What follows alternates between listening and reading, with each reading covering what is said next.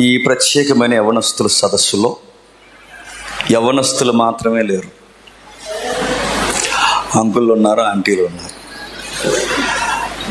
కేవలం యవనస్తుల కోసమే కాకుండా అందరికి ఉపయోగకరమైన కొన్ని సంగతులు విందాం. యవనస్తుల సదస్సును ఎందుకు ఎక్కువగా కేంద్రీకరిస్తుంది సంఘము అంటే, దేశానికైనా సమాజానికైనా సంఘానికైనా ఉపయోగకరమైన వ్యక్తులు యవనస్తులే. యవనస్తులు తీసుకోవాల్సిన నిర్ణయాలు సరి అయిన సమయంలో తీసుకుంటే ఆ కుటుంబం టర్న్ అవుతుంది. యవనస్తులు చదువుకోవాల్సిన టైంలో చదువుకుంటే లైఫ్లో వాడు సక్సెస్ అంటే ఏంటో చూస్తాడు. యవనస్తులు నిలబడాల్సిన విధంగా నిలబడితే కలిసి వచ్చే కొడుకులు కూతుర్లు అయిపోతారు కుటుంబానికి. అందుకే యవనస్తులు దేశంలో బాగున్న దేశానికి బలం, యవనస్తులు కుటుంబంలో బాగున్న కుటుంబానికి బలం, యవనస్తులు సంఘంలో బాగున్న సంఘ భవిష్యత్తుకి బలం. అందుకే యవనస్తుల మీద అందరికీ ఆలోచనలు కేంద్రీకృతమై ఉంటాయి.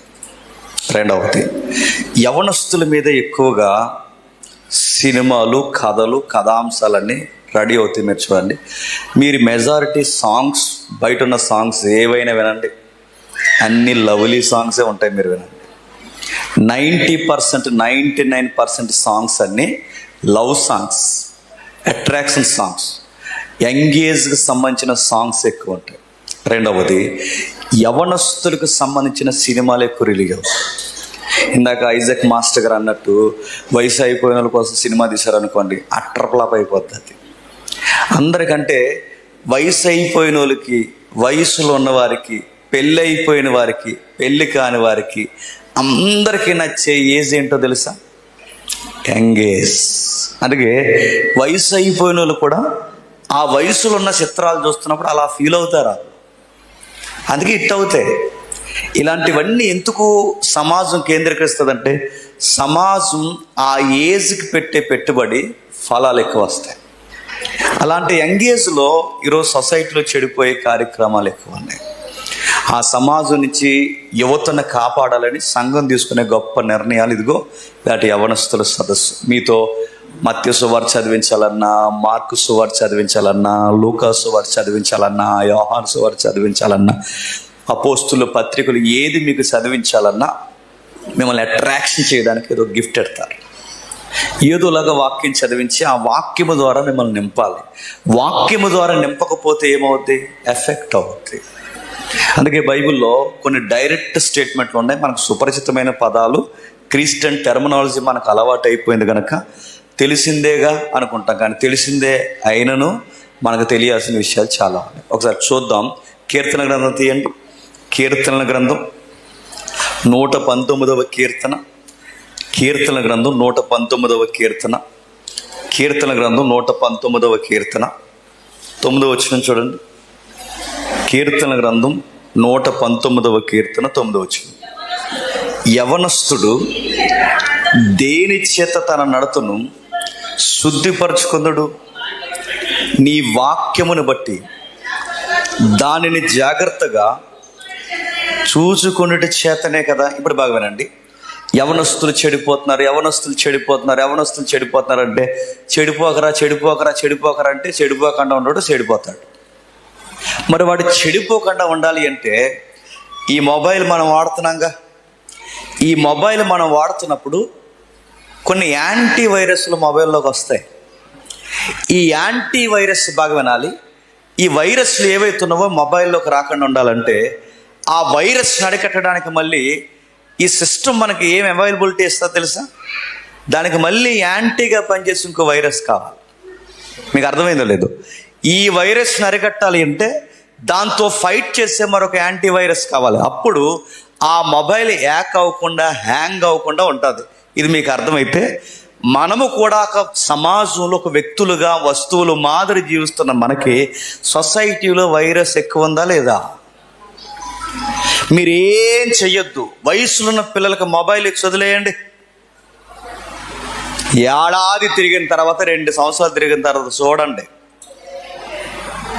మీరు ఊరేసేసుకుంటారు, చెప్పండి, వాళ్ళు ఊరేసేసుకుంటారు. మీరు మళ్ళీ చెప్తున్న ఒక మొబైల్ ఇచ్చి చూడండి, ఎంత యాంటీ వైరస్గా తయారవుతున్నారు మీరు చూడండి. సమాజంలో ఒక ఫేస్బుక్ బాగుందా, ఒక వాట్సాప్ బాగుందా, ఒక ఇన్స్టాగ్రామ్ బాగుందా, ఒక ప్రింట్ మీడియాలో అందమైన వార్తలు వస్తున్నాయా, ఒక సెక్యులర్ ఛానల్లో ఏదైనా మంచి కనబడుతుందా? మీరు ఎక్కడ చూడండి, కాలేజ్, స్కూల్, బయట స్నేహితులు ఎక్కడైనా మీరు చూడండి, వాళ్ళని చెడగొట్టే విషయాలు ఎక్కువ ఉన్నాయా లేదా? ఒక మాటలలో మంచి లేదు, ఒక చూపులలో మంచి లేదు, ఒక సరదాగా ఏదన్నా చూద్దామంటే మంచిగా కనబడే చిత్రాలు లేవు. మీరు ఎక్కడ చూడండి వాళ్ళు చెడగొట్టే వాతావరణం ఎక్కువ ఉంది. అందుకే దీన్ని కంప్యూటర్ పరిభాషలు ఏమంటారంటే యాంటీ వైరస్ అంటారు దాన్ని. క్షమించండి, వైరస్ అంటారు దాన్ని. ఆ వైరస్ని అరికట్టాలి అంటే ఎవరి వల్ల అవుద్ది?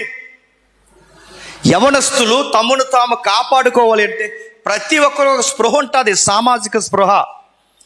ఆ సామాజిక స్పృహ ఏంటంటే బూతులు మాట్లాడకూడదన్న జ్ఞానం అందరికి ఉంటుంది, ఉండదా? వాక్యం తెలిసినోడికి ఉంటుంది, వాక్యం తెలియనోడికి ఉంటుంది. తప్పులు చేయకూడదన్న స్పృహ వాక్యం తెలిసినోడికి ఉంటుంది, వాక్యం తెలియనోడికి ఉంటుంది. తల్లిదండ్రుల్ని మోసగించకూడదన్న స్పృహ వాక్యం తెలిసినోడికి ఉంటుంది, తెలియని వాడికి ఉంటుంది. కానీ అన్నీ తెలిసిన అవే తప్పులు చేస్తారా, చేయరా? మళ్ళీ చెప్తున్నారు వినండి. అరే, సామాజిక స్పృహలో వాడికి తప్పులు చేయకూడదని తెలుసు, అబద్ధాలు మాట్లాడకూడదని తెలుసు, తల్లిదండ్రులు కళ్ళు కప్పకూడదని తెలుసు, టీచర్స్ని మాస్టర్స్ని మోసం చేయకూడదని తెలుసు. అరే, స్కూల్ కాలేజ్ ఎగ్గొట్టి పనికి మాలిన తిరగకూడదని వాడికి తెలుసు. ఇంత సామాజిక స్పృహ ఉన్నా అవే కావాలని మళ్ళీ చేస్తారా, చేయరా? ఎందుకు చేస్తారు చెప్పనా? సామాజిక స్పృహ ఉన్నంత మాత్రాన తప్పులు చేయకుండా ఉండరు. తప్పు తప్పు అని తెలుసు, ఒప్పు ఒప్పు అని తెలుసు, ఏది రైటో తెలుసు, ఏది రాంగో తెలుసు.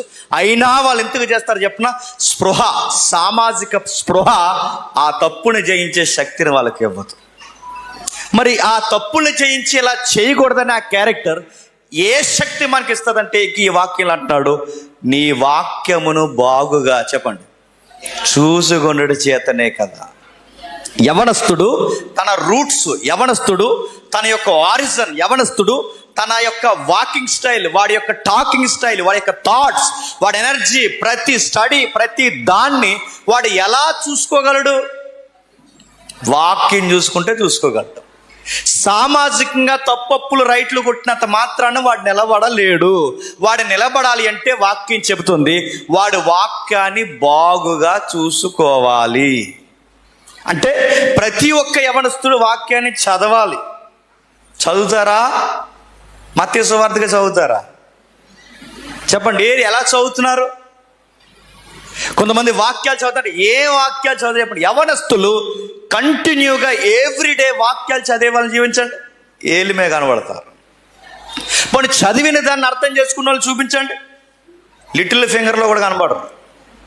మీరు ఎక్కడైనా మీరు చూడండి, చదివే వాళ్ళు లేరు, బిజీ, వాట్సాప్లో బిజీ, ఫేస్బుక్లో బిజీ, ఇన్స్టాగ్రామ్లో బిజీ, స్నేహితులు బిజీ, ఆ పిక్స్ తీసిన తర్వాత లైక్లకు బిజీ, ఆ రీల్స్కి బిజీ, వీటన్నిటికీ బిజీ. ఎవ్రీడే కంటిన్యూగా వాక్యం చదివే వాళ్ళు ఒక్కరిని చూపించండి. పని చదివిన ఏదో సామాజికంగా దాన్ని చదవడం తప్ప అర్థం చేసుకునే లేరు, చెప్పండి. అందుకే వాక్యాన్ని అడుగుతున్నాడు, నీ వాక్యాన్ని జాగ్రత్తగా చూసుకున్నవాడే వాడి ప్రవర్తనని జాగ్రత్తగా చూసుకోగలడు. అంటే నా ప్రవర్తనకి వాక్యానికి చెప్పండి లింక్ ఉందన్నమాట. నేను తప్పు చేయకూడదు అంటే ఖచ్చితంగా తప్పు చేస్తాను. నేను బూతులు మాట్లాడకూడదు అన్న స్పృహన్నంత మాత్రాన మాట్లాడకుండా ఖచ్చితంగా బూతులు మాట్లాడతాను. నేను ఇవి చూడకూడదు అనుకున్నంత మాత్రం చూడకుండా ఉన్నాను, ఖచ్చితంగా చూస్తాను. అవి చూడకుండా, మాట్లాడకుండా, తప్పు చేయకుండా ఎప్పుడు ఉండగలమంటే ఆ యవనస్తుడు వాక్యంతో ప్రతి దినము గడపాలంట. గడిపితే ఏమవుద్దట? అదే అధ్యాయంలో 11 వచనం చెప్తున్నాడు చూడండి. అదే అధ్యాయం 11 వచనం, నేను పాపము చేయకుండానట్లు నా హృదయములో నీ వాక్యము ఉంచుకొని ఉన్నాను. ఇప్పుడు చెప్పండి, పాపము చేయకుండా ఉండాలంటే హృదయంలో ఏముండాలి చెప్పండి? ఒక యవనస్తుడు భూమి మీద పరిశుద్ధంగా బతకాలంటే వాడి హృదయంలో ఏముండాలి చెప్పండి? తప్పు చేయకూడదన్న స్పృహ కాదు, మంచిగా బ్రతకాలన్న స్పృహ కాదు, నేను ఎలా ఉండాలనుకున్న ఒక ప్లానింగ్ కాదు, వాడు ఫ్యూచర్ ప్లానింగ్స్ ఏమీ కాదు. వాడు తప్పు చేయకుండా ఉండాలంటే, వాడు తప్పు చేయకుండా ఉండాలి అంటే సూత్రం ఒక్కటే, చెప్పండి, వాక్యము హృదయంలో పెట్టుకోవాలి. చాలామంది వచ్చి అడుగుతుంటారు, అన్నయ్య మేము ఎందుకు అవి చూడకుండా ఉండలేకపోతున్నాం అన్నయ్య, మేము మాట్లాడకుండా ఉండలేకపోతున్నాం అన్నయ్య, నా వల్ల అవ్వట్లేదు అన్నయ్య అంటే, ఈ తమ్ముళ్ళందరికీ చెప్పండి ఈసారి ఎందుకు ఉండలేకపోతున్నారు. ఎందుకంటే వాక్యం వినేది లేదు, చెప్పండి, వాక్యం చదివేది లేదు. వాక్యం వినక, వాక్యం చదవక, వారానికి ఒక్కసారో నెలకు ఒకసారి లింగుమని ఇలాంటి యవనస్తులు కూడుకొచ్చి సండే వర్షిప్కి వచ్చి అలా శివరణ కూర్చుని వెళ్ళిపోతే నువ్వు తప్పు చేయకుండా ఎలా ఉండగలవు? చెడు చూపులు చూడకుండా ఎలా ఉండగలవు? సోమవారం నుండి శనివారం వరకు నీ మీద పని చేసేదేంటి? నీ స్నేహితులు పనికి మాలిన సన్నాసగాళ్ళు, నీ కాలేజీ సర్కిల్ పనికి మాలిన వాతావరణం, నీ ఊరు ఒక దరిద్రపు ఊరు, నీకు చూడు అన్ని చెడగొట్టే వాతావరణం, నీ మొబైల్, వాట్సాప్, ప్రతిదీ ఎక్కడ చూసినా చెడగొట్టే వాతావరణం ఉన్నప్పుడు 90% నుండి చెడగొట్టే వాతావరణం 10% ఎప్పుడో వారానికి ఒకసారి నువ్వు వచ్చి వాక్యం అంటే నీ మైండ్ ఎక్కువ వాక్యం మీద పనిచేస్తుందా, ఈ చూసిన వాటి మీద పనిచేస్తుందా? చెప్పు. బైబిల్ చెబుతుంది, నీ హృదయంలో ఎక్కువ ఏది నింపబడితే అదే మాట్లాడతావు, నీ హృదయంలో ఎక్కువ ఏది నింపబడితే అదే చూస్తావు. 10 మందిలో నేను ఒక స్నేహితుడికి ఉండి నా 10 మంది స్నేహితులు చెడ్డోళ్ళనుకోండి, నా 10 మంది స్నేహితుల దగ్గర రోజు విని, రోజు చూసి, రోజు వాళ్ళ మాటలో స్నేహంతో ఉంటే ఖచ్చితంగా వీడు చెప్పండి. మరి నేనేం చేయాలంటే బలి చెప్తుంది బైబిల్, వాక్యముతో ఎక్కువ గడపాలంట, హృదయంలో ఎక్కువ వాక్యం ఉంచుకోవాలంట. అందుకే యవనస్తులు వాక్యం వినాలి, వాక్యాన్ని చదవాలి. ఇప్పుడు చెప్తున్నాను, యవనస్తులు వాక్యం వినడానికి ఎప్పుడు వస్తారు చెప్పండి? యవనస్తులు కూడుకు వస్తారు. వాక్యం అంటే కేవలం యవనస్తుల కూడుకులోనే కాదు, యవనస్తుల కూడుకులో యవనస్తుల కోసమే చెప్తారు. కానీ ఆదివారం ఆరాధనలో దేవుడిని గురించి విపులోకరంగా పొంకాలుగా మాట్లాడతారు. వాక్యం వినాలి, ఆ దేవుడు అంటే ఏంటో తెలియాలి, ఆ దేవుని గురించి నేర్చుకోవాలి, ఆ దేవుని పరిశుద్ధత ఏంటో మనం గుర్తెరగాలి. ఇది ఎప్పుడైతే ఎరుగుతామో, వాక్యాన్ని ఎప్పుడైతే బాగుగా తెలుసుకుంటామో, ఆ వాక్యాన్ని గుండెల్లో పెట్టుకున్నప్పుడు మన వ్యవహార శైలి చాలా పక్కాగా ఉంటుంది. అలాంటి వారు బైబిల్లో ఉన్నారంటే మచ్చుకిద్దరు ముగ్గురు ఉన్నారు. త్వరగా చూసి మనం లంచ్కి వెళ్దాం. ఒకసారి చూడండి, ఆది కాండము, మీకు తెలిసిన సందర్భమే, కావాల్సిన విషయం ఉంది అక్కడ. ఆది కాండము 39వ అధ్యాయం, ఆది కాండము 39వ అధ్యాయం 9వ వచనం చూడండి. ఆది కాండము 39వ అధ్యాయం 9వ వచనం.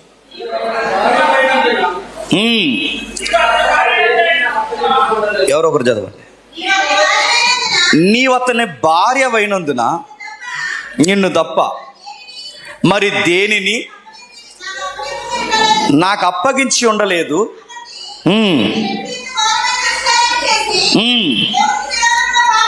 దేవునికి విరోధముగా పాపం కట్టుకోదని అక్కడ మాట మీరు గమనిస్తున్నారు లేదో?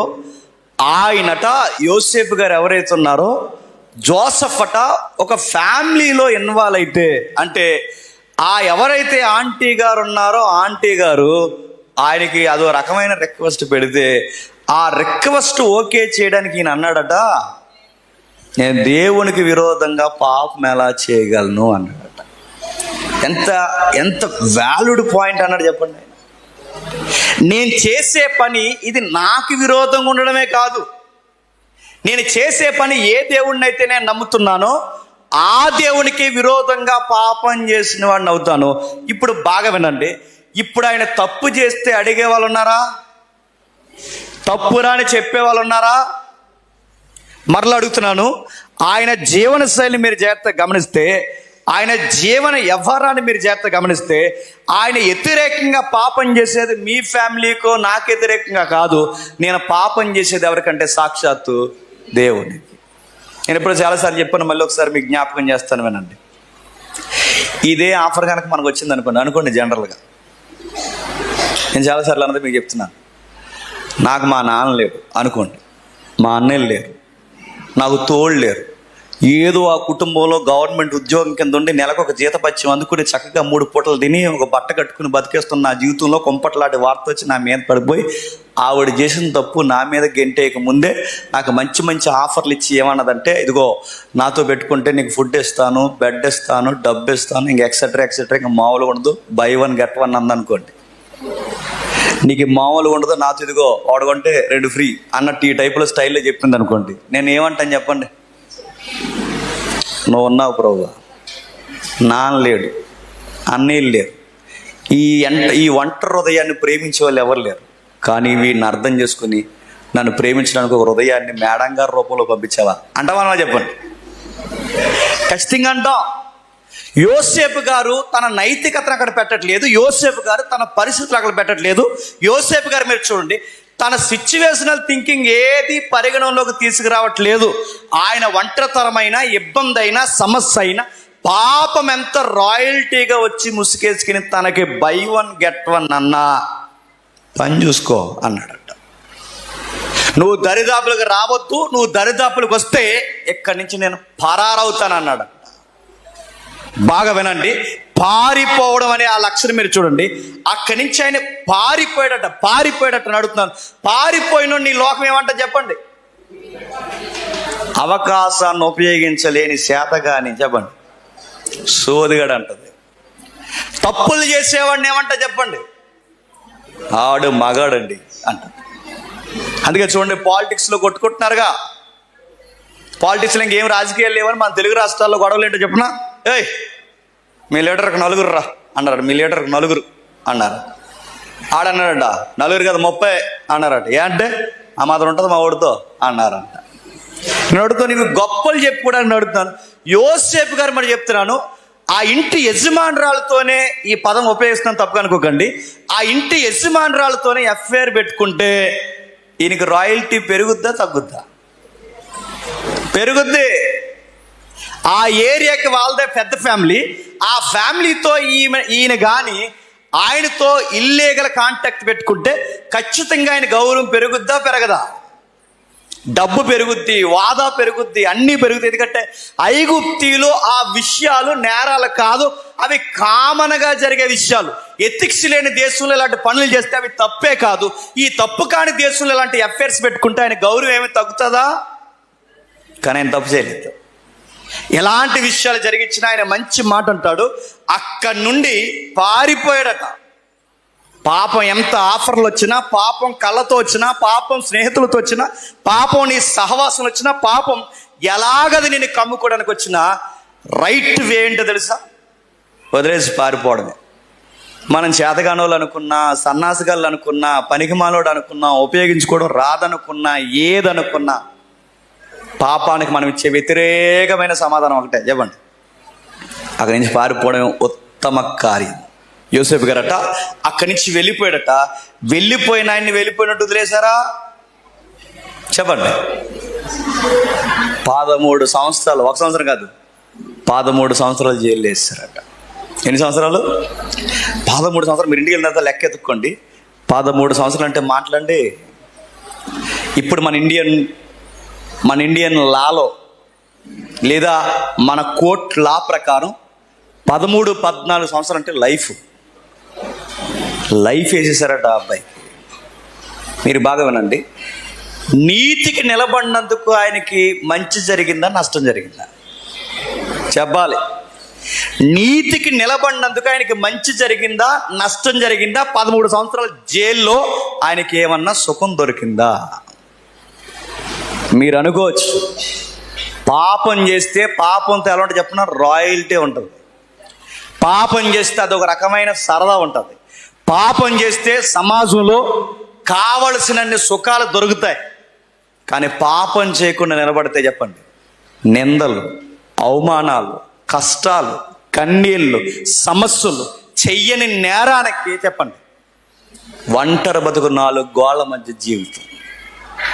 మీకు అర్థం కావాల్సింది చెప్పిన, నీతికి ఎక్కడ నిలబడితే అక్కడ మనకు వ్యతిరేకత ఎక్కువ ఉంటుంది. నీతికి నిలబడకుండా దొరికిందల్లా చేసుకుంటూ పోండి, మిమ్మల్ని ఎవరు ఏమనరు. కానీ దొరికిందల్లా చేయకుండా నిలబడండి, అన్ని ఏళ్ళు మీ మీద చూపిస్తాయి. కానీ యోసేపు గారు మీరు చూడండి, 13 సంవత్సరాలు తీసుకెళ్ళి ఆయన జైల్లో పడేస్తే ఆ జైల్లో ఆయనకి తండ్రి లేడు, అన్నలు లేరు, స్నేహితులు లేరు, ఎవరు లేరు. అదిరిపోయే మాట ఏంటో తెలుసా? ఆ జైల్లో ఆయనకు ఒకరు తోడున్నారట. ఆయన పేరు సైన్యములకు అధిపతియగు యెహోవా. ఆయనకి ఎవ్వరు తోడు లేకపోయినా యెహోవా తోడున్నాడట. ఆయన ఎవ్వరు పట్టించుకోకపోయినా యెహోవా పట్టించుకున్నాడు. ఎందుకు చెప్పిన, ఆయనకి ఇంత కష్టం రావడానికి కారణాల్లో ముఖ్య కారణం ఏంటి చెప్పండి?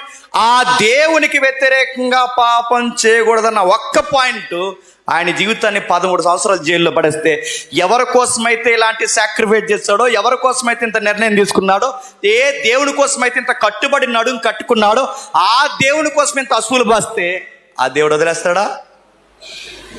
తన కోసం నిలబడిన వారిని, తన కోసం ఆతృత కలిగిన వారిని, తన కొరకు వారి జీవితాన్ని ఎక్కడికక్కడే విలువలతో కట్టుకున్న వారిని విడవడు. ఇవ్వండి, ఎడబాయి. అది జైలు అయినా, గొయ్యి అయినా, ప్రధానమంత్రి ముందైనా, ఆ ఫరో ముందైనా, దేశమంతా కలిసి ఆయనకి వ్యతిరేకంగా నిలబడిన ఆ దేవుడు ఆ నిలబడినోడు చేయట్టుకుంటాడంట. అందుకే మీరు చూడండి, ఆ దేవుని కోసం ఆయన నిర్ణయం తీసుకున్నాడు కనుక ఆయన మాట్లాడటమే కదా, ఆయన ఇచ్చిన మంచి కితాబు ఏంటంటే దేశం గుర్తించదగ్గ క్యారెక్టర్ కలిగిన యంగ్ బాయ్గా నిలబడ్డాడంట. ఆయన సాక్ష్యం ఎవరిచ్చారు చెప్పనా? నువ్వివ్వద్దు, నేనివ్వద్దు, ఎవరివ్వద్దు. ఆయన గురించి సాక్ష్యం ఎవరిచ్చారు ఒకసారి చూడండి. అదే 41వ అధ్యాయం, అదే ఆదికాండం 41వ అధ్యాయం 38 వచ్చిన చూడండి త్వరగా. అదే ఆదికాండం 41వ అధ్యాయం 38 వచ్చును. ఇతని వలే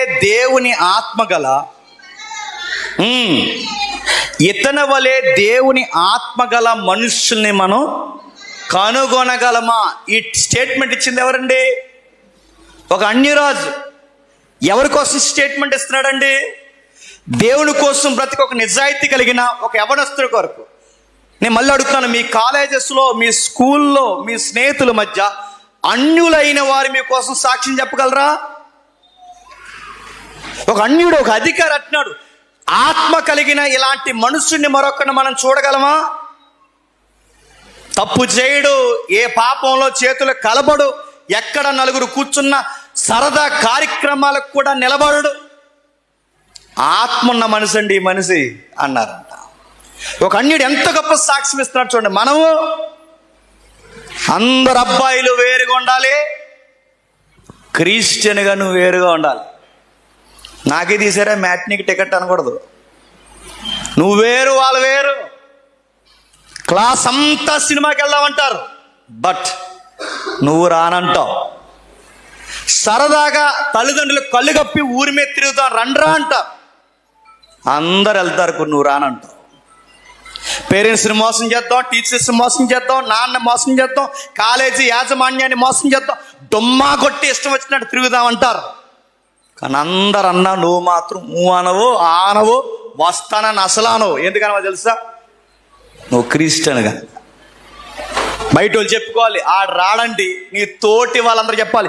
ఆడు కలవడండి, నీ తోటి స్నేహితురాలు చెప్పాలి. వాడు అందరిలాంటి వాడు కాదండి, ఈ విషయాల్లో వాడు ఇన్వాల్వ్ అవ్వడండి అని చెప్పాలి. ఎక్కడ చెప్తున్నారో చెప్పండి? నలుగురితో కాలేజీలోకి వెళితే కాలేజీలో కలిసిపోతున్నాం, స్నేహితుల దగ్గర ఉంటే స్నేహితులతో కలిసిపోతున్నాం, బయట ఉంటే బయట కలిసిపోతున్నాం. ఏది నీ ప్రత్యేకత? యోసేపట దేశం గుర్తించదగ్గ యవనస్తుడు అయ్యాడట. ఆ ఫరో అన్నాడట, ఆత్మ కలిగిన మనుషుడు, దైవభక్తి కలిగిన మనుషుడు, పాపానికి దూరంగా పరిగెట్టి నిలబడే మనుషుడు. ఇలాంటి మనుషుని మనం ఎక్కడైనా కనుగొనగలమా? ఇలాంటి మనుషుని మనం ఎక్కడైనా కనుగొనగలమా? మీరు ఎక్కడైనా చూడండి, మీ కుటుంబాల్లో, మీరు బయట ఎక్కడైనా ఈ సాక్ష్యం కలిగి నిలబడండి. ఈ యోసేపు ఎంత ఖచ్చితంగా మనకు కనబడతాడో. ఇదే పేరెట్టుకున్న క్రొత్త నిబంధన యోసేపు ఉన్నాడు, తెలుసు కదా. మరియమ్మ గారు భర్త అప్పటికి. ఆయన కూడా అంత ఖచ్చితమైన వాడు. ఆయన గురించి ఏం రాస్తున్నాడు చూడండి ఒకసారి. మత్తయి సువార్త త్వరగా మత్తయి సువార్త 1వ అధ్యాయం 19 వచ్చును. మత్తయి సువార్త 1వ అధ్యాయం 19 వచ్చును. యోసేపు నీతిమంతుడై ఉండి ఆమెను అవమానపరచునలక. ఎవరంట? యోసేపులు యోధా దేశంలో కరువా? యోసేపు పేర్లు ఉన్నవారు ఇజ్రాయెల్ దేశంలో తక్కువ? మనకు చిట్టుబావులు, పుల్లయ్యలు, ఎల్లయ్యలు ఎలాగైతే కామన్గా పేర్లు ఉంటాయో, ఇజ్రాయెల్ దేశంలో యోసేపులు, దావీదులు, యేసులు అనే పేర్లు కూడా చెప్పండి కామన్గా ఉంటాయి. కానీ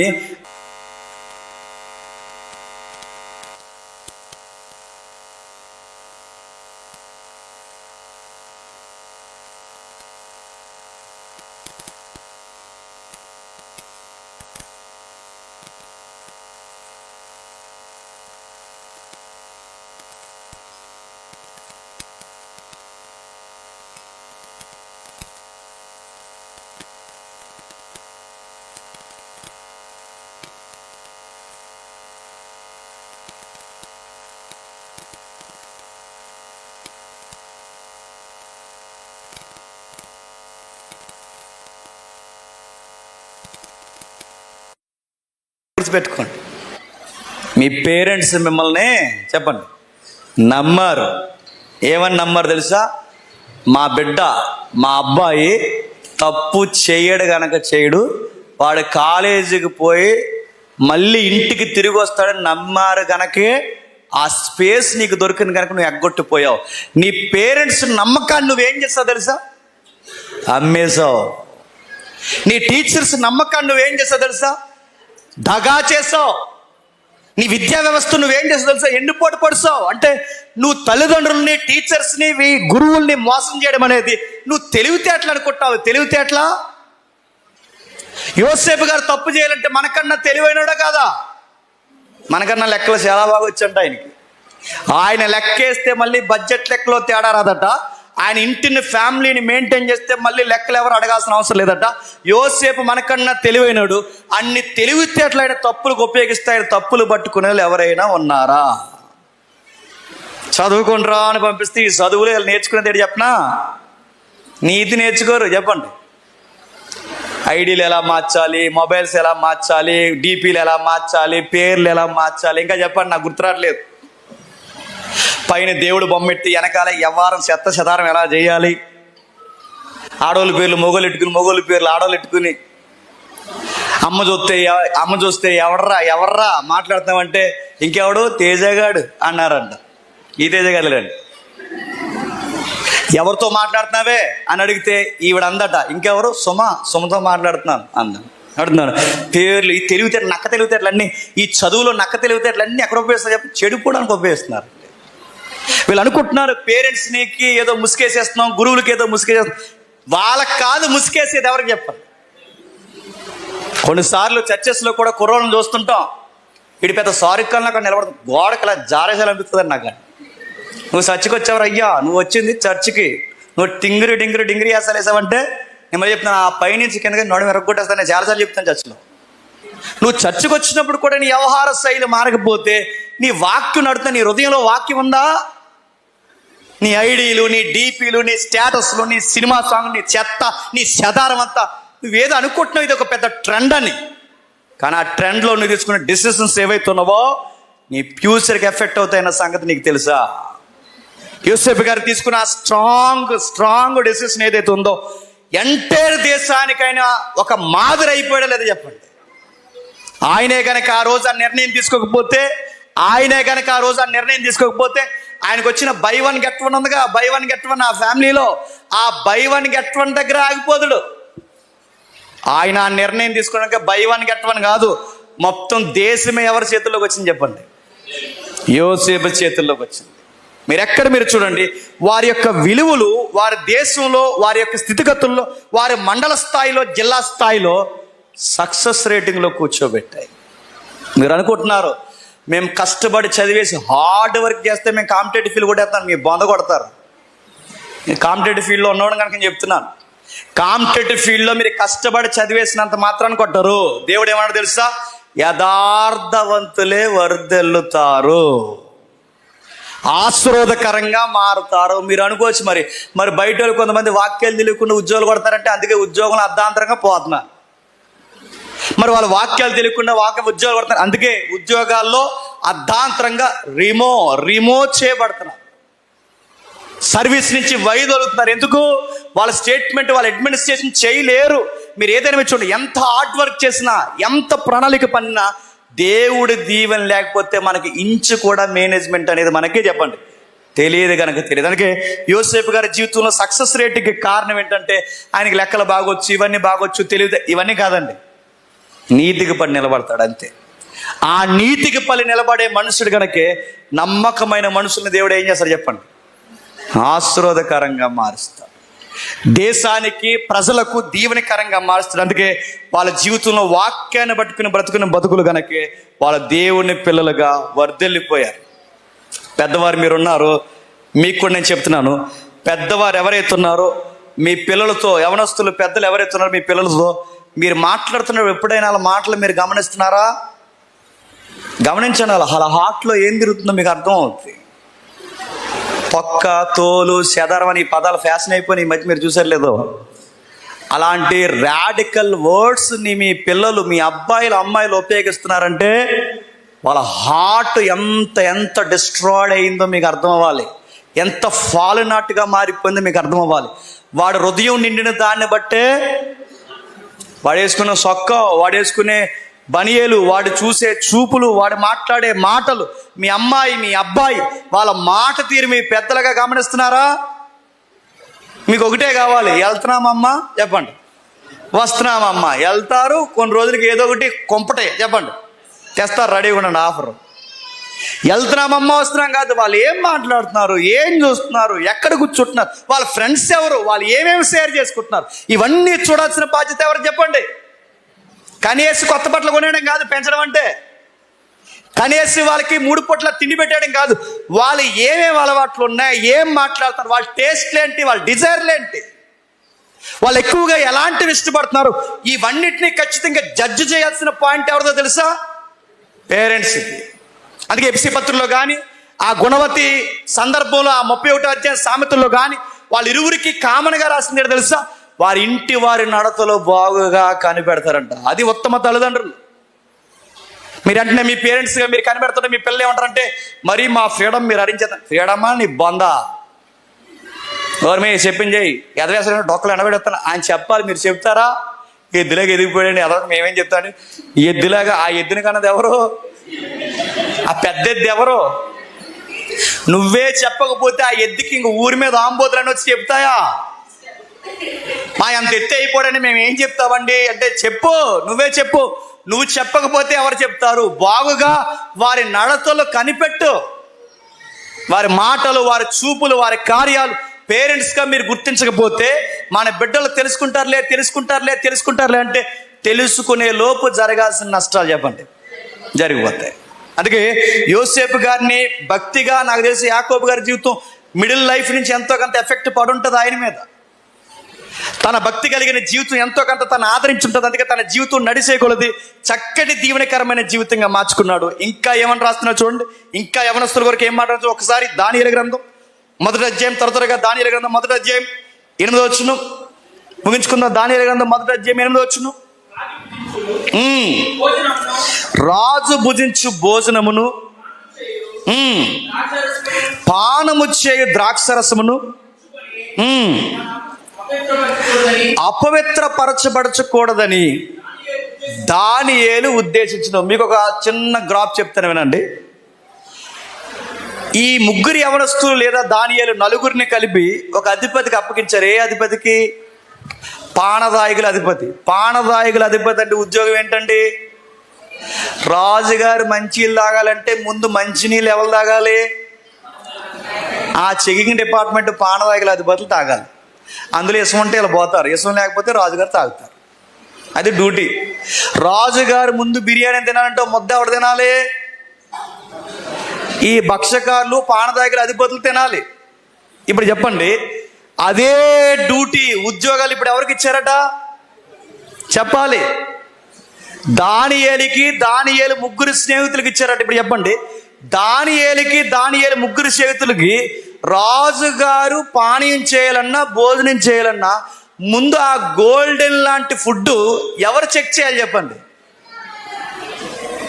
వాళ్ళ విధి నిర్వహణ ఎంత ఖచ్చితమైనదైనా కానీ, వాళ్ళ జీతబత్యాలు ఎంత గొప్పవైనా కానీ, వాళ్ళ ఫుడ్ ఎంత రాయల్ ఫుడ్ అయినా కానీ, ఆ డ్యూటీ చేస్తున్నప్పుడు వాళ్ళ యొక్క కాన్షియస్ ఎక్కడ తిరుగుతుందో తెలుసా? వాడు హృదయంలో ఉంచుకున్న ధర్మశాస్త్రం చుట్టూ తిరుగుతుందంట.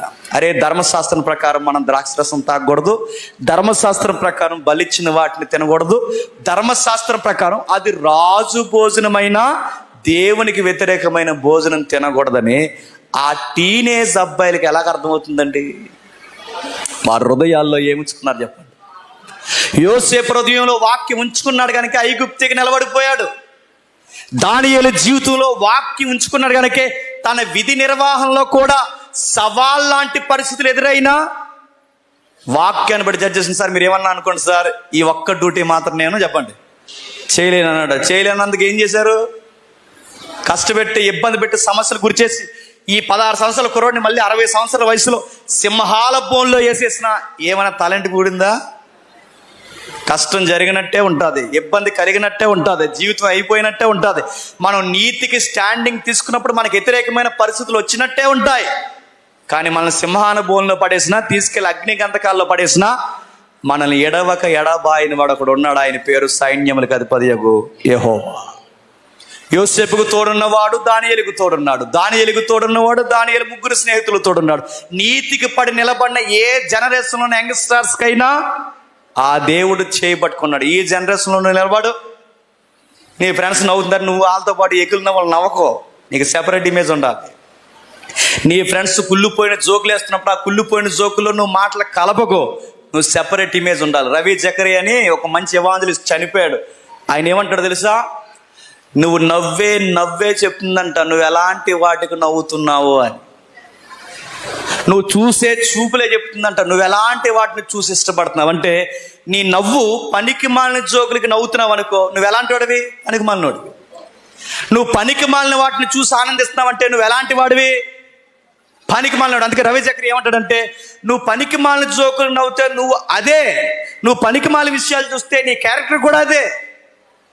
రవి జకరే చెప్తున్న మాట చిన్న మాట ఏం కాదు. అందుకే మనం కూడా నేర్చుకోవాల్సింది, నువ్వు ఏ విషయాలు నవ్వుతున్నావు, ఏ విషయాలకు స్పందిస్తున్నావు, ఎలాంటి వాటిల్లో, నీ స్నేహితుల మధ్య, నీ కాలేజీలో, నీ స్కూల్లో, నీ యంగేజ్లో, నీ చుట్టూ ఉన్న వాతావరణంలో నువ్వు ఎలాంటి వాటికి స్పందిస్తున్నావు, అదే నీ క్యారెక్టర్ ఏంటో బయటకు చూపిస్తుంది. నజరేతు కానీ గలిలయ ప్రాంతానికి వెళితే ఆయన సెపరేట్ ఇమేజ్ ఉంది ఆయనకి. ఐగుప్తికి వెళితే యోసేపుకి సెపరేట్ ఇమేజ్ ఉంది ఆయనకి. దానియేలు కాలంలో బబులోను సామ్రాజ్యంలో మాదీయ పారసీకుల కాలం వరకు దానియేలుకి సెపరేట్ ఇమేజ్ ఉంది. ఎందుకు చెప్పండి? వాళ్ళ వాక్యాన్ని పట్టుకుని జీవించారు కనుక. మనం కూడా మన స్నేహితుల మధ్య, మన ఇరుగు పొరుగు వారి మధ్య మనం అందరికి ఒక ప్రత్యేకమైన బంగారు పాత్రలా మనం కనబడాలి అంటే, బంగారంలా అందరికీ మెరిసిపోతూ కనబడాలి అంటే చెప్పండి, అన్ని విషయాల్లో కలవడానికి వీలు లేదు కనుక చెప్పండి. వీలు లేదు. అయ్యో రాకపోతే మా సార్ ఏమంటారు, రాకపోతే నీ బంధు అంటాడు, ఏమంటారు, రావన్నా చెప్పండి. చిన్నప్పుడు నా ఫ్రెండ్ ఉండేది ఒక అమ్మాయి, ఇప్పుడు 3 పిల్లల తల్లి. ఎందుకు చెప్పారంటే మళ్ళీ అపార్థం అవ్వకూడదు, 3 పిల్లల తల్లి అని చెప్తున్నా. ఇది యూత్ మీట్ కదా. ఫ్రెండ్ అంటే ఫ్రెండే, ఇంక డిక్షనరీ అర్థాలు ఏమి ఎదక్కండి. స్కూల్లో క్రిస్టియన్ తను దేవుడి పాటలు బాగా పాడుతుంది, బాగా పడేది మా చర్చ్లో, ఆ ఏరియాలో బాగా పడేది. ఈ ఆగస్ట్ 15కి, ఈ జనవరి 26కి ఈవెంట్స్ పెట్టడానికి పాటలు ప్రాక్టీస్ చేస్తారు, మీకు తెలుసు కదా. ఆ పాటలు ప్రాక్టీస్ చేయమన్నప్పుడు పాటలు పాడమని, ఈ పాప వంతు వచ్చేసరికి ఏం పాటలు పాడదు తెలుసా? ఇందాక అక్క పాడింది కదా పాట, ఆ పాట పాడేదండి. యోసన్ గారి పాటలు, ఇలాంటి పాటలు పాడితే మీరు చెబితే నమ్మరు, ఆ అమ్మాయి ఆ పాటలు పాడినందుకు ఆ స్వతంత్ర ఉద్యమ కార్యక్రమంలో ప్రైజ్లు ఇస్తారు చూసారా, ఆ దేవుడి పాటలు బాగా పాడినందుకు ఆ పాటకి 2వ ప్రైజ్ ఇచ్చారు ఆ అమ్మాయికి, గుర్తుపెట్టుకోండి. ఇప్పుడు ఆ అమ్మాయి అందరితో పాటు సినిమా పాటలు పాడేసింది అనుకోండి, ఈరోజు నేను ఇలా చెప్తానా? అమ్మాయి ఆ రోజు పాటలు పాడమన్నారని రారా చంద్రుడా పోరా సూర్యుడు అని పాడింది అనుకోండి, అడుగుతున్నారు. ఈరోజు మాట్లాడుకుంటావా? నీతి సూర్యుడి కొరకు పాడింది. ఆమె కాలేజీలో ఉన్నా, స్కూల్లో ఉన్నా, బోర్డర్ స్కూల్లో ఉన్నా, ఎక్కడున్నా ఆమెకు వచ్చిన పాట ఒకటే, దేవుని పాట. ఆమెకు వచ్చిన మాట ఒకటే, దేవుని మాట. ఆమెకున్న సాక్ష్యం ఒకటే, దేవుని బిడ్డ. అందుకే నిలబడిపోతాను అడుగుతున్నాను. ఎక్కడైనా సరే మీరు పాట పాడినా, ఏది పాడినా మీ ఇమేజ్ ఒకటే, మీరు క్రైస్తవ రిప్రజెంట్గా దేవుణ్ణి ఎక్స్పోజ్ చేస్తూనే కనబడాలి. అది ఎప్పుడు కనబడుతుందని చెప్పినా మన హృదయాల్లో చెప్పండి, వాక్యం ఉంచుకున్నప్పుడు. యోసేపు వాక్యం ఉంచుకున్నాడు, ప్రధానమంత్రి అయిపోయాడు. దానియేలు వాక్యం ఉంచుకున్నాడు, గ్రూప్ 1 క్యాడర్లో IAS IPS స్థాయికి ఎదిగిపోయాడు.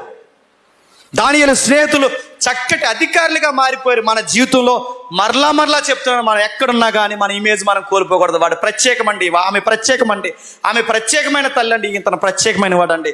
వీళ్ళందరితో చెప్పండి, కలవరండి, కనీసం చూడరండి. మీరు ఎన్నైనా టెంప్టేషన్ గురి చేయండి, వాళ్ళ మాట వినరగాక. చెప్పండి, వినరండి. వాళ్ళ దేవునికి తప్పిక దేనికి చెప్పండి లోబడరండి. మీరు ఎక్కడున్నా ఆ పరిస్థితులు ఎప్పుడైతే ఉంటాయో దేవుడు అంటున్నాడు, ప్రసంగి గ్రంథం రాస్తూ 12వ అధ్యాయం 2వ వచనంలో త్వరగా ముగిద్దాం. ప్రసంగి గ్రంథము 12వ అధ్యాయం 2వ వచనం. ప్రసంగి గ్రంథం 12వ అధ్యాయం 2వ వచనం. తేజస్సునకును సూర్యచంద్ర నక్షత్రానికి చీకటి కమ్మక ముందే, వాన వెలిసిన తర్వాత, మేఘాలు మరలా రాకముందే, మీ బాల్య దినముల యందే సృష్టికర్తను. ఎబ్రిలో ఏముందో తెలుసా? ఎబ్రి భాషలో బాల్యం అని ఉండదు, ఎంగేజ్ అని ఉంటుంది. మూల భాషలో ఎంగేజ్లో ఉన్నప్పుడే మీ దేవుణ్ణి చెప్పండి స్మరణకు తెచ్చుకున్నంటే దేవుడా అంటాం కాదు. స్మరణకు తెచ్చుకోవడం అంటే ఆయన మాత్రమే గుండెల్లో పెట్టుకోవడం, ఆయన మాత్రమే ఆరాధనకు అర్హుడుగా మార్చుకోవడం, ఆ దేవునికి భయపడి కొన్ని మాటలు అదుపులో పెట్టుకోవడం, ఆ దేవుని హృదయంలో పెట్టుకుని కొన్ని చేయకుండా దూరంగా పారిపోవడం, అది స్మరణకు తెచ్చుకోవడం అంటే. నీ బాల్య దినములు అంటే ఇక్కడ ఎవరో బోర్డర్ స్కూల్లో తిరుగుతున్న వాళ్ళ కోసంగా చెప్తుంటా, ఎంగేజ్లో ఉన్న వారి కొరకు. మీరు వయసులో ఉన్నప్పుడే దేవుడిని స్మరణకు తెచ్చుకోండి. ఆ ఒక్క పేజ్ అయిపోయిందో, మీరు స్మరణకు తెచ్చుకున్నా మీరు చాలా బాధకు గురవుతారు. మీరు చాలామంది మీరు చూడండి, నాకు ఎదురవుతున్న కొన్ని సందర్భాలు నేను చెప్తాను. కొంతమంది సీనియర్స్ అప్పుడప్పుడు వచ్చి మన దగ్గరకు వచ్చి మాట్లాడుతుంటారు.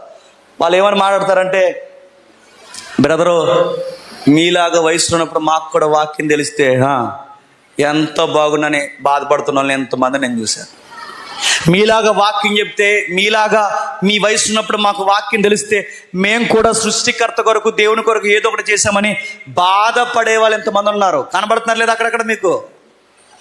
మీ వయసు దాటిపోయి వచ్చాం, ఇప్పుడు మేమేమీ చేయలేకపోతున్నాం. మీ వయసు దాటిపోయి వచ్చాం, మా ఉద్యోగాలతో మేము ఏగలేకపోతున్నాం. మీ వయసు దాటిపోయి వచ్చాం, మా సంసారాలతో పడలేకపోతున్నాం. మీ వయసు దాటిపోయి వచ్చాం, ఈ దేవుని కొరకు మేము ఒక్క కార్యం కూడా చేయలేకపోతున్నాం, బాధపడి కుమిలిపోతున్నా ఉన్నారు. వాళ్ళకి లేని అవకాశం దేవుడు ఎవరికి ఇచ్చాడు చెప్పండి? ఈరోజు యూత్ మీట్లో కూర్చున్న మీ యూత్ అందరికి ఇచ్చాడు, గుర్తుపెట్టుకో. వాళ్ళకి దక్కని అవకాశం అంతా నీకు నాకు మనకిచ్చాడు. ఇలాంటి గొప్ప విషయాన్ని మనం ఉపయోగించుకోకపోతే మనకన్నా చేతగానాలు ఇంకెవరు ఉండరు, గుర్తుపెట్టుకోండి. సృష్టికర్తన స్మరణకి బాల్య దినాల నుంచే, అంటే నీ యంగేజ్ నుంచే స్మరణకు తెచ్చుకో. ఎందుకంటే ఈ ఏజ్ పోయిందంటే మళ్ళీ నువ్వేం చేయాలన్నా చేయలేవు. బైబిల్ చదువుదా ఉంటుంది, నీ కళ్ళు కనబడదు. వాక్యం వినాలని ఉంటుంది, నీ చెవులు వినబడదు. ఇలాంటి చర్చలకు వచ్చి కూర్చోవాలనిపిస్తుంది, నేను అడుగు మాట అనదు. సువార్త చేద్దాం 4 ఈదులు తిరిగంటే నీ కాళ్ళే నీకు సహకరించు. ఆ టైంలో బాధపడతావు. వయసు అంతా అడవి కాసిన ఎన్నిల్లా తయారు చేశానని ఆ రోజు ఖచ్చితంగా బాధపడతావు. అందుకే దేవుడు చెప్తున్నాడు, స్మరణకు తెచ్చుకుంటే నీ హృదయంలో దేవుని పెట్టుకో. ఈ వాక్యాన్ని హృదయంలో పెట్టుకోవడం వల్లనే నేను పాపం చేయకుండా ఉన్నా అంటున్నాడు. వాక్యాన్ని పెట్టుకోవడం అంటే ఎవరిని పెట్టుకోవడం చెప్పండి? సాక్షాత్తు దేవుడిని హృదయంలో పెట్టుకోవడం. ఎవరినైతే దేవుడిని హృదయంలో పెట్టుకుంటారో నీతికి నిలబడతారు, జారత్వానికి దూరంగా జరుగుతారు, వ్యభిచారానికి దూరంగా జరుగుతారు, అబద్ధపు మాటలు, దొంగతనాలకి, పోకిరీ చర్యలకు దూరంగా జరుగుతుంది. ఎందుకంటే వాళ్ళకి ఒక విషయం తెలిసి, ఇది దేవునికి వ్యతిరేకమైన చర్య, ఇది దేవుని యొక్క నీతికి సరిపదు గనక ఈ కార్యం నేను జరిగించి ఆనందంగా ఉండడం చెప్పండి నా వల్ల అవదని వాళ్ళు చాలా సీరియస్గా నిర్ణయాలు తీసుకుంటారు. ఇలాంటివన్నీ జరగాలి అంటే మళ్ళీ చెప్తున్నాను, సామాజిక స్పృహ ఉన్నంత మాత్రాన జయించాలని జయించలేము. మరి ఎప్పుడు జయిస్తాను తెలుసా? కొరింథీ పత్రికలు చెప్పాడు. ఒక్క మాట చూడండి, త్వరగా ముగిద్దాం. కొరింథీ రాసిన 2వ పత్రిక 5వ అధ్యాయం, కొరింథీ రాసిన 2వ పత్రిక 5వ అధ్యాయం 17వ వచనం. కొరింథీ రాసిన 2వ పత్రిక 5వ అధ్యాయం 17వ వచనం. ఎవడైనను క్రీస్తునందు ఉన్న ఎడల వాడు నూతన సృష్టి. ఇప్పుడు చెప్పండి, నువ్వు నూతనమైన వ్యక్తిగా, సెపరేట్ ఇమేజ్ కలిగి, నలుగురికి అట్రాక్షన్గా బంగారు పాత్రలా కనబడాలి అంటే దానికి సూత్రం ఒకటేనంట, క్రీస్తు యేసునందు ఉంటేనే నూతన సృష్టి. అంటే న్యూ క్రియేషన్, న్యూ మ్యాన్ అని చెప్పుకోవాలంట. ఇప్పుడు చెప్పండి, న్యూ క్రియేషన్, న్యూ మ్యాన్ ఎప్పుడవుతాడు? అవ్వాలనుకుంటే అవ్వదు. చేయాలనుకుంటే చేయడు. దీనికి ఒక ప్యాటర్న్ ఉంది, చాలా మంది తెలియదు. ఆ ప్యాటర్న్ ఏంటంటే ఆ పేతురు గారు ప్రసంగం చేస్తారు అపోస్తుల కార్యం, మీకు తెలుసు కదా, చూస్తారు ఒకసారి. అపోస్తుల కార్యంలో ఒకసారి తీయండి, 2వ అధ్యాయం. అపోస్తుల కార్యం 2వ అధ్యాయం, త్వరగా ముగిద్దాం. అపోస్తుల కార్యములు 2వ అధ్యాయం 38 వచనం. అపోస్తుల కార్యములు 2వ అధ్యాయం 38 వచనం. మీరు మారు మనసు పొంది పాప క్షమాపణ నిమిత్తం ప్రతి వాడు యేసుక్రీస్తు నామమున బాప్తిజం పొందండి. అక్కడ మూల పదం ఏవాడో చేసా, రిగ్రెట్ అంటాడు.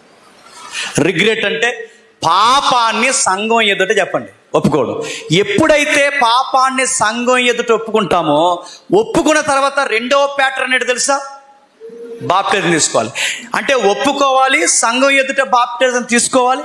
ఈ రెండు ఎప్పుడైతే చేస్తామో, యోసేపు మీదకి వచ్చింది ఆత్మ, దానియేలు మీదకి వచ్చింది ఆత్మ, మన కనబడుతున్న దానియేలు స్నేహితుల మీదకి వచ్చింది ఆత్మ, దావీదు మీదకి వచ్చింది ఆత్మ. ఆ ఆత్మ దేవుడు ఎప్పుడైతే మన మీదకి వస్తాడో, నలుగురిలో మనం నూతన సృష్టిగా మారిపోతామంట. మనకంటే ఒక సెపరేట్ ఇమేజ్ ఉంటుంది. అప్పుడు వాక్యం మనలో, అంటే మన కాన్షియస్తో ఎవరు ఫైట్ చేస్తారు చెప్పిన, వాక్యం నీకు భయం చెప్తుంటుంది, జాగ్రత్త చెప్తుంటుంది, ఇలా ఉండకూడదని చెప్తుంది. నలుగురిలో నువ్వు ప్రత్యేకమైన వ్యక్తిగా నీ వాక్యం ఎప్పటికప్పుడు నిన్ను గైడ్ చేస్తూ నిలబడతా. అందుకే రిగ్రెట్ అనే వర్డ్ చాలా ఇంపార్టెంట్. అందుకే ఎవరైనా, ఇంకా యవనస్తులు ఎవరైనా ఇంకా బాప్తిజం తీసుకోకుండా నేను నీతిగా బతకాలి, నువ్వు ఎంత ప్రయత్నం చేసినా నీతిగా బతకలేవు. యవనస్తుల సదస్సును బేస్ చేసుకుని మీకు ఇస్తున్న ఒక అన్నయ్యగా సలహా ఏంటంటే, మీరు ఎంత తొందరగా రిగ్రెట్ ఫీల్ అయితే అంత మంచిది. అంటే పశ్చాత్తాపడాలి, అందరి ఎదుట నీళ్ళలోకి దిగి బాప్తిజంలో దేవుని ఎదుట పాపాన్ని ఒప్పుకోవాలి. ఎప్పుడైతే అది నువ్వు చేస్తావో, నీ లైఫ్ని దేవుడు నూతన సృష్టిగా మార్చేస్తాడు. అప్పటి వరకు నేను నీతిగా ఉండాలి, నువ్వెంత నీతిగా ఉండాలని ఉండలేవు.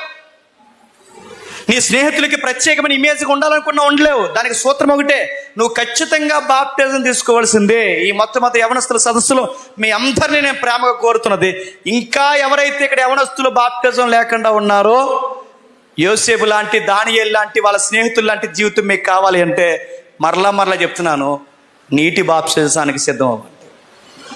పశ్చాత్తాపానికి సంఘం ఎదుట ఒప్పుకోండి. దేవుడి ఎదుట ఘనముగా ఎలా ఉండాలో నేర్చుకోండి. ఆ కార్యాలు ఎప్పుడైతే జరిగిస్తారో, దేవుడు మరలా ఈ జనరేషన్లో కూడా మనల్ని ఎలా చూపిస్తాడో తెలుసా, ఒక రోల్ మోడల్గా చూపిస్తాడు. జేమ్స్ ఒక రోల్ మోడల్, ప్రసాద్ గారు ఒక రోల్ మోడల్, ప్రతి ఒక్కరు ఒక రోల్ మోడల్గా మనం ఎప్పుడు అవుతాం చెప్పినా, రిగ్రెట్ ఫీల్ అవ్వాలి, బాప్తిజంలోకి వెళ్ళాలి, ఆత్మను పొందుకోవాలి, వాక్యాన్ని హృదయంలో పెట్టుకోవాలి. ఆ వాక్యమును బాగుగా చూడడం వలన చెప్పండి, నా జీవితాన్ని అనేకులకు మాదిరికరంగా, దీవెనకరంగా మార్చేస్తాను. అందుకే ఆ అలవాట్లు మీకు రావాలని సంఘం చేస్తున్న ప్రయత్నం ఏంటంటే, మీతో బలవంతంగానే సరే చెప్పండి, బైబిల్ చదివిస్తున్నారు, బలవంతంగా ఆఫర్ బహుమతాన్ని ఇచ్చానే సరే చెప్పండి, వాక్యం చేస్తారు. ఎందుకు, ప్రతి కార్నర్లోంచి క్వశ్చన్ అడిగితే ఎంతో కొంత హార్ట్లోకి వెళితే మీ మైండ్ సరిగ్గా పనిచేస్తున్న ఒక చిన్న ప్రయత్నం యవనస్తుల సదస్సు. అందుకే పెళ్ళైన వారిని, పెళ్లి కాని వారిని, వయసులో ఉన్న వారిని, వయసు లేని వారిని అందరినీ తారతమ్యాలు లేకుండా ఎందుకు కూర్చోబెట్టారంటే, ఏ చెట్టుకేసే గాలి చెప్పండి, ఆ చెట్టుకి వేస్తున్నాను అందరికీ తెలుసు. అందుకే ఆ ఈదురు గాలికి ఎగిరిపోక, సుడిగుండంలో కొట్టుకుపోక అందరూ నిలబడాలి అంటే, మళ్ళీ చెప్తాను, వాక్యం డైలీ చదవండి, డైలీ వినండి. రోజులో సోమవారం నుండి శనివారం వరకు ఎంత వాక్యాన్ని వినాలో వినండి. నువ్వెంత వాక్యంతో పెనుగులాడితే నీ చుట్టూ ఉన్న వారికి, మోసే ముఖం వెలిగిపోయింది చూసారా, అంత తేజస్సు, అంటే ఎగ్జాక్ట్గా పేరంలో వస్తుందని నేను చెప్పను, కానీ అంత తేజస్సు, ఒక తెలియని సెపరేట్ ఇమేజ్ నువ్వు నలుగురిలో ఉన్న, ఇటు సంథింగ్ అండి ప్రత్యేకంగా ఉంటాడన్న ఆ గ్లో ఎప్పుడు కనబడుతుంది, గుర్తుపెట్టుకోండి. నేను చెప్పేది భౌతికమైన గ్లో కాదు, ఆ సెపరేట్ ఇమేజ్ కనబడుతుంది, ఆ ఇమేజ్ని ఎప్పుడు వాక్యంలో గుండెలో పెట్టుకోండి. అందుకే బయట వాళ్ళు సెలబ్రిటీలకి ఇంటర్వ్యూలు ఇస్తున్నప్పుడు చిన్న రీల్స్ వస్తే, ఇలా రీల్స్ తోస్తుంటాయి, ఆ రీల్స్తోనే చచ్చిపోతున్నారు ఈ మధ్య. ఆ రీల్స్లో ఒక యాక్టర్ అంటున్నాడు, మీరు ఇంత అందంగా ఉండడానికి కారణం ఏంటని అడిగితే, ఆ యాక్టర్ ఏమంటున్నాడంటే, నేను హార్ట్లో ఏది దరిద్రం అంతా పెట్టుకొని ఎప్పుడు బయటికి నవ్వుతుంటా, అందుకే నా ఫేస్ అంతా చెప్పండి గ్లోగా ఉంది, ఆడ బంధం ఉంటుంది. అదేం కదా నేను చెప్పిన వాక్యం, మళ్ళీ చెప్తున్నాను, లోపల కుళ్ళి కుశుద్ధం పెట్టుకోకుండా ఉండదు కదా, అది సూత్రం కాదు. బైబిల్ ఎలా ఉంది, లోపల నీ దేవుని పెట్టుకో, నీ లోపల నీ వాక్యాన్ని పెట్టుకో, నీ చుట్టూ ఉన్న వారికి నీ జీవితాన్ని ఎంత అందంగా దేవుడు చూపిస్తాడో ఒక్కసారి దాని ఎక్స్పీరియన్స్లోకి రా. నేను చివరిగా ముగిస్తున్నాను. వాక్యం అంటే మనందరికీ తెలిసిన సూత్రం. ఆ వాక్యం ఎవరో కాదు, ప్రభు అయిన యేసుక్రీస్తు. ఆయనే మనకు డెమో, ఆయనే మనకు రోల్ మోడల్, ఆయనే మనకు మాదిరి. ఆయన చూడండి, తల్లిదండ్రులకు ఎలా లోబడ్డాడు చూడండి. తన పేరెంట్స్ తనకన్నా తక్కువ కదా? మరియమ్మ యేసుప్రభు కన్నా గొప్పదా? యోసేపు తనకన్నా గొప్పడా? తనకన్నా గొప్పవారు కానీ తల్లిదండ్రులకి తను లోబడి బతకలేదు. చెప్పండి. లింగులింగమని 10వ తరగతి పాస్ అయ్యేసరికి ఇలా మీకేంది నోర్మి అన్నారంట. మీకేంది నోర్మి అంటే ఏమీ తెలియని అమ్మా నాన్నకి ఎవరు లోబడ్డారు చెప్పండి?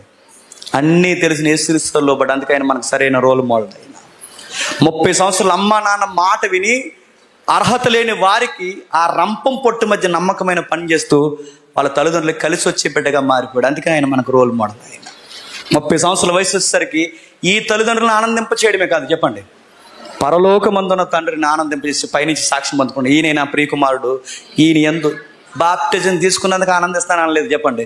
30 ఏళ్ళ నుండి ఆనందిస్తూనే ఉన్నాను. ఇకపై కూడా చెప్పండి ఆనందిస్తాను. ఎందుకంటే ఆయన తండ్రి చిత్తం నెరవేర్చడానికి ఈ భూమి మీద అసువులు బాసిన ఒక చక్కటి దేవుని కుమారుడు. ఆయనే మన దైవము. ఆయన్ని ఫాలో అవ్వండి. ఆ వాక్యాన్ని ఎప్పుడైతే గుండెలో పెట్టుకుంటారో, క్రీస్తుని ఎప్పుడైతే మీరు ఫాలో అవుతారో, మీ కాలేజీలో, మీ స్కూల్లో, మీ సంసారంలో, మీ స్నేహితుల మధ్య ప్రతి దిక్కున మీరంటే ఒక ప్రత్యేకమైన సాక్షి. పైకి అలా తిట్టుకుంటూ ఉంటారు కానీ పని వచ్చేసరికి వాళ్ళే మీకోసం ఏం చెప్తారు చెప్పండి? గొప్ప సాక్షి. అలాంటోడు కాదండి, అలాంటోడు కాదండి. నా ఉద్యోగం వచ్చిన కొత్తలో ర్యాపిడ్ ఫోర్స్ ఉండేవాడు. ర్యాపిడ్ ఫోర్స్ అంటే మిలిటరీ మీ దొల్లొచ్చేవాళ్ళు. కొంతమంది బ్యాచ్ ఉన్నారు అని పట్టుకోవడానికి. అప్పుడే దొల్ల తెలుసు నాకు. అప్పటి వరకు దొల్లలో ప్రసాదాన్ని కూడా తెలియదు నాకు. ఈ దొల్లలో కొంతమంది ఉన్నారు ల్యాప్టాప్ పెట్టుకుని క్రికెట్ బ్యాటింగ్ ఆడేస్తారు. కొంతమంది ఉన్నారు బంటర్లు అంటారు, బంటర్లు మా స్లాంగ్లో. అలా పట్టుకోవడానికి వచ్చినప్పుడు ఈ కోడి పందాలు, కుక్క పందాలు అని ఉంటాయి చుట్టూ. ఇవన్నీ వేసినప్పుడు అలా పట్టుకున్నప్పుడు అప్పుడులో 2000 కాంతాలు కొత్తగా వచ్చినాయి, 2000 రూపాయల నోట్లు. ఆ 2000 రూపాయల నోట్లు కొత్తగా వస్తే ఆడు ఏం చేశాడంటే ఆ కోళ్ళు కప్పెడతారు చూసారా, అది ఉంటుంది గంప. ఆ గంపలోకి ఇసేసాడు 2000 రూపాయల నోట్లు. ఆడు ఇసేసాడన్న సంగతి మాకు తెలియదు, ఎవరికి తెలియదు. మా టీంలో ఎవడో తీసాడు ఆ డబ్బులు, ఎవడు తీసాడో తెలియదు. ఆ టీంలో డబ్బులు అని తీసేస్తే ఆడికి ఏమనిపించిందో ఆ తీసేసినోడు నా వైపుగా చూపించారు, ఈడే తీసాడని. ఆడు ఈ ఊర్లో ఉంటాడు, ఆడి పేరు అడగండి నన్ను. చూపించేందుకు ఇతనే తీసాడు. ఆ 2000 రూపాయలు మొత్తం నా 20 కాగితాలు ఉంటాయండి, ఇతనే తీసాడు. కానీ నేను తీయడం ఏంటరా, అలాంటి పని మా సార్ కంప్లైంట్ చేశారు, మా డిఎస్పీకి కంప్లైంట్ చేశారు, మా టీం మొత్తాన్ని కంప్లైంట్ చేశారు. ఆ రోజు నేను లీవ్లో ఉన్నాను. తిరిగి వచ్చే సమయానికి వాళ్ళందరూ కలిసి నా సాక్షి ఏం చెప్పారు చెప్పిన, ఈడు కాకుండా ఇంకెవరి కోసం చెప్పినా నమ్మదు కానీ అబ్బాయి నీ గోసుడుపులో కొడతాం, ఆడు తీడిగాక తీరన్నారు అంతే. నీ 2000 రూపాయలు ఎవరు తీసారో తర్వాత చెప్తాం కానీ ఈడు కాకుండా ఇంకెవడి పేరు అని చెప్పి మేము నమ్ముతాం. ఈడు ఆ పని చేయడానికి చేయడు. నేను ఈ లైవ్ వెళ్తుందని చెప్పచ్చలేదు. ఆడు మంత్లీలు ఇస్తేనే తీసుకోడు, మంత్లీ ఉంటాయిలేండి, అవే తీసుకోడు, సారా డబ్బులే తీసుకోడు. అలాంటిది ఇలాంటివి నీ ఎర్రకాయతలు ఆడు తీసుకుంటారు ఎలాగంటావరని అరు సాక్ష్యం. బాగా వినండి. నేను ప్రేయర్కి వెళ్ళినప్పుడు అల్లా తిట్టుకునేవారండి, వీడికి ప్రార్థనలు ఇచ్చాను. నేను బైబిల్ పట్టుకెళ్ళినప్పుడు అల్లా తిట్టుకునేవారండి. కానీ పని వచ్చినప్పుడు ఆ నోరులో ఏం చేసే చెప్పండి, నా కోసం సాక్ష్యం ఇచ్చి. అదే చెప్పండి, మనం ఎప్పుడైతే నీతికి పడి నిలబడతామో తిట్టే నోరులే చెప్పండి సాక్ష్యం ఇస్తాయి. మనల్ని అనే నోరులే మన కొరకు ఘనంగా మాట్లాడుతుంది. అందుకే మీ కాలేజీలో, మీ స్నేహితుల మధ్య ఎక్కడైనా మీరు గమనించండి, ఈ నీతికి వాక్యాన్ని నిలబడిన దేవుడు మిమ్మల్ని ఆశీర్వాదంగా ఘనమైన పాత్రగా మార్చును గాక. ఆమేన్. ప్రార్థన చేసుకుందాం.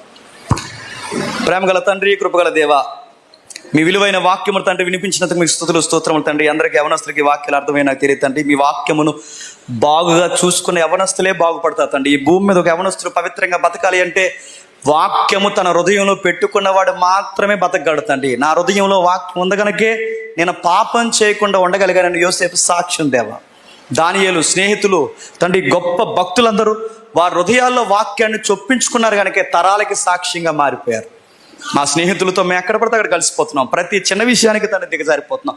మా క్రైస్తవ ఇమేజ్ని తండ్రి మేము పాడు చేసుకుంటున్నాం. మేము ప్రత్యేకమైన వ్యక్తులని తండ్రి రోజు రోజుకి తండ్రి మేము చెప్పకనే చెప్పలేక తండ్రి వారితో కలిసిపోతాం. అలా ఉండడానికి వీల్లేదు తండ్రి. మా పిలుపు గొప్పది, మా మాదిరి గొప్పది, మమ్మల్ని నిలబెట్టిన విధానం గొప్పది తండ్రి. మేము ఎక్కడున్నా తండ్రి మాకు ఒక ప్రత్యేకత ఉండాలి. అది ఉద్యోగమైనా, చదువైనా, కాలేజ్ అయినా, స్కూల్ అయినా, సంసారమైనా, ఈదైనా, ఎక్కడైనా తండ్రి మా గూర్చి తండ్రి మిమ్మల్ని బట్టే మాకు అడ్రస్గా మాట్లాడుకోవాలి దేవా. ఆ ఘనతను వాక్యమును బట్టి మా హృదయాల్లో మరింత ఆశీర్వాదకరంగా మారుస్తారని కోరుతూ మధ్యాహ్నం వేళ జరుగుతున్న మిగిలిన కార్యాన్ని కూడా మీరే మహిమార్థంగా ఉపయోగించుకుంటారని అర్థిస్తూ ఈ ప్రతికూలమైన వాతావరణాన్ని అనుకూలంగా మారుస్తారని కోరుతూ క్రీస్తు నామమున ఈ ప్రార్థన సమర్పిస్తున్నాం తండ్రి. ఆమేన్.